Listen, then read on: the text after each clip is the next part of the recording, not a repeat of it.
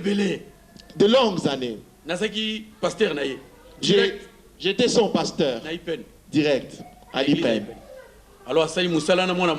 Il a commencé très jeune. On s'est séparés, moi je suis parti en Europe. Franchement, c'était un garçon correct. Bien qu'il était très jeune, il servait Dieu, effectivement. Dans la crainte et dans l'obéissance. Fin de fin, le pasteur Guilain, lors de mon retour à Kinshasa, je trouvais qu'il était déjà un grand serviteur de Dieu. Aujourd'hui, nous sommes avec lui ici en Belgique. Quand il m'a vu, il était préoccupé par l'idée de commencer l'œuvre. Lui disait ce que vous aviez dit à l'époque sur l'œuvre de Dieu, c'est ce que nous devons faire maintenant. Je l'ai soutenu dans son idée. Ils ont commencé une cellule à la maison avec d'autres frères et sœurs.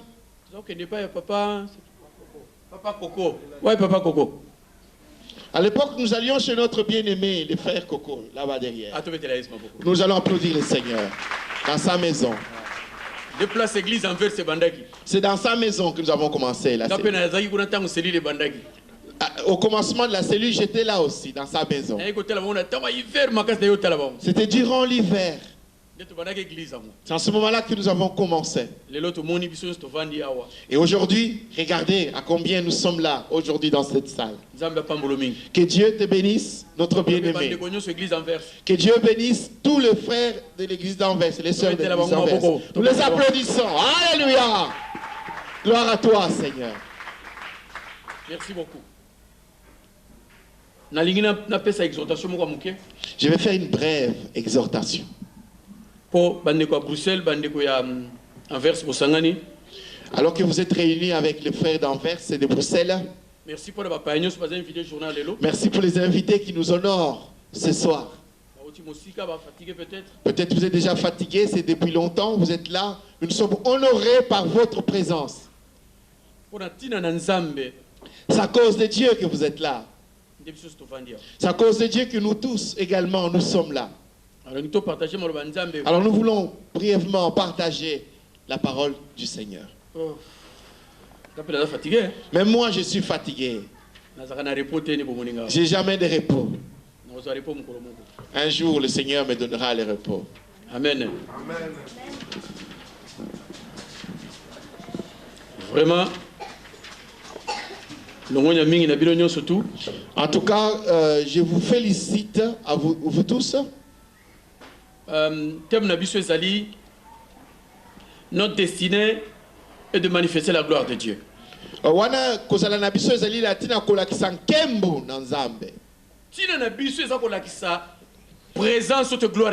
Notre destinée, c'est de démontrer la gloire de Dieu. Le but de l'église, il y a existence église. L'objectif de l'existence même de l'église, de manifester présence, toute gloire, c'est de manifester la présence et la gloire de Dieu dans le monde. Très important. Ça, l'église est un business day. L'église n'est pas une affaire, c'est pas du business. Non, comme certains le prennent aujourd'hui. Il faut aller dans cette église pour bailler. Non. Pour qu'il soit connu, il faut qu'il soit dans l'église, qu'il soit chanté dans l'église et tout ça. Pour qu'il devienne riche. Il utilise l'église pour non. Il utilise l'église pour devenir riche. Célèbre il faut aller l'église. Pour être célèbre dans le monde, il utilise l'église. Non, c'est pas ça l'évangile. Le but pour lequel le Seigneur a voulu que l'église existe. Aujourd'hui, si le monde a fait une déviation concernant ces choses, Parce que l'église a comprendre le pourquoi il y a l'église de. C'est à cause du manque de connaissance de l'église par rapport à son existence elle-même. Tant on comprend le but de l'église de. Parce que quand l'église n'a pas compris elle-même le but de son existence, l'église est comme faible. L'église s'affaiblit. Mokili est dans cette église. Alors le monde pénètre dans l'église. Alors l'église n'a plus de sens. Alors lorsque vous considérez l'histoire des nations, vous vous rendrez compte que l'église a eu son temps, a eu de l'importance au travers de l'histoire. Lors des crises de nations, c'est l'église qui a porté la solution. La crise sociale, politique, l'église, c'est qu'on a pour apporter solution. Lors des crises sociales et économiques, dans le temps, l'église avait ce mot à dire. L'église était là pour apporter la solution. Nous se rappelons na Wales, pays de Galles. Wana Nathalie kuna na mboka ya Galles. Na pays de Galles, difficulté kotaki makasi à cette époque-là vers 1700 quelque chose, le 17e siècle. Au XVIIe siècle, au pays de Galles, il y avait une crise importante. Cela veut dire, sinon de l'église, sangani bangonyo se pobaluka. Alors toutes les églises se réunirent alors à l'époque pour rechercher la solution. Solution, il n'y avait pas de solution. Crise, criminalité. Il y avait une criminalité sans précédent. Il y avait une cruauté incroyable. Solution, pas de solution, mes bien-aimés. À travers une petite église, mais il y avait une petite église dans ce pays-là. Il y avait un jeune homme de ce nom-là. Il a commencé à rechercher la face de Dieu. Alors il cherchait la solution devant Dieu, sinon c'était la mort. Il recherchait, il disait au Seigneur, j'ai envie de changer mon pays, aide-moi. A visité mon âne. Il a été visité par Dieu. Lorsque le Seigneur l'a visité, la main de Dieu l'a touché. L'enfant est parti voir son pasteur pour lui demander le droit de parler à un groupe de gens. Vous savez, lorsque vous êtes résistant devant le Seigneur, il peut envoyer des pierres. Vous parlez. Dieu a utilisé ce jeune enfant qui a commencé à parler. Il a commencé à prêcher dans cette ville-là. Après 6 mois de prédication, plus de 100 000 personnes se sont converties. La police n'avait plus de travail. Les magistrats manquaient le travail. Et la criminalité diminua fortement. Le taux d'avortement diminua fortement. Le mal était en train de disparaître. Les gens ressentaient la présence de Dieu dans cette ville. La gloire de Dieu se manifestait dans cette ville. Les pécheurs ne pouvaient pas résister dans ce pays-là. À cause de la présence de Dieu. À cause de la présence de Dieu. Alléluia. Les autres sont au 21e siècle. Maintenant, nous vivons le 21e siècle. Et nous, nous sommes dans l'église. Et quel est le rôle de l'église dans ces moments difficiles? Lorsque le monde est en crise. Maintenant, c'est le temps de l'apostasie qui règne. C'est le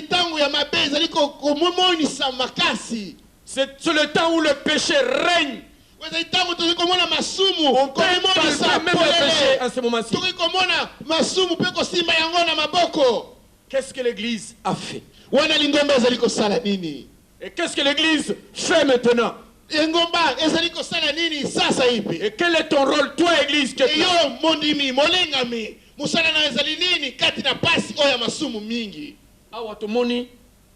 Notre destinée est de manifester la gloire de Dieu. Ça veut dire, Église fait à la gloire de Dieu.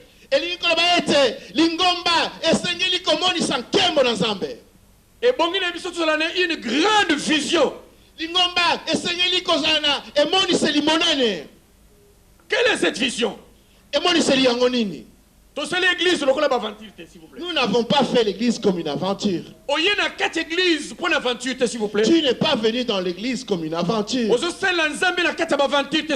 Tu ne sers pas Dieu comme dans l'aventure.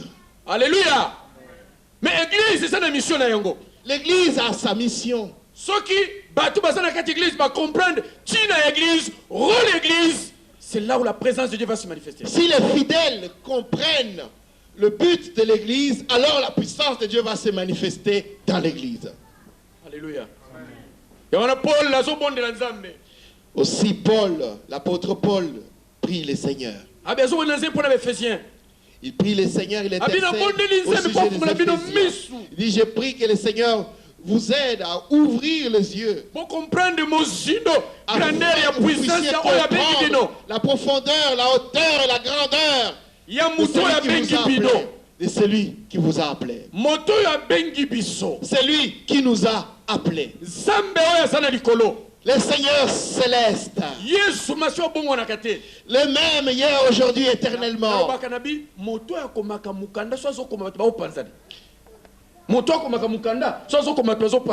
Ah, c'est celui qui, quand il écrit une lettre, il écrit un livre, les gens se dispersent. Vous se rappelez? Lorsqu'il y avait cette femme, alléluia, plein de péchés, elle était pleine de péchés.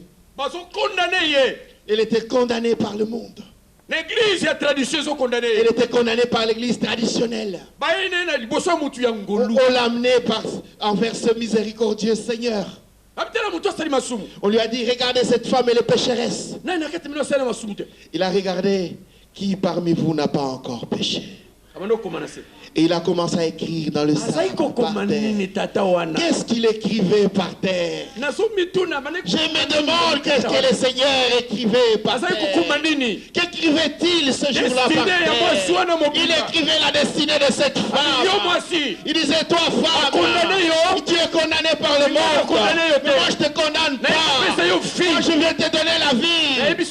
Je te dis que je t'appelle aujourd'hui pour un changement. Si le monde te refuse, moi je te refuse pas. Nous ne l'avons pas fait pour gagner beaucoup d'argent. Nous l'avons fait pour manifester la gloire de Dieu.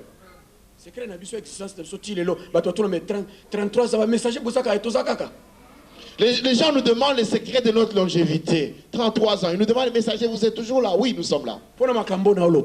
C'est à cause de ces choses que je vous dis aujourd'hui. Vous n'êtes pas venu pour troubler l'église de Dieu. Non.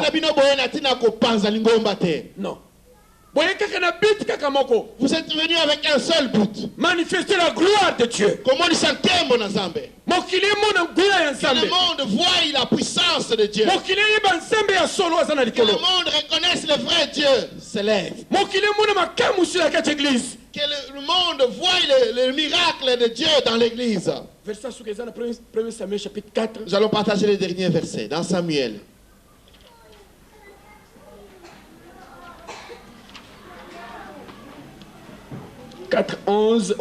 Et donna la nouvelle, et toute la ville poussa des cris. Élie entendit ces cris et demanda, que signifie ce vacarme? Aussitôt l'homme vint lui annoncer la nouvelle. Or, Élie était âgé de 98 ans, il avait les yeux fixes et ne pouvait plus voir.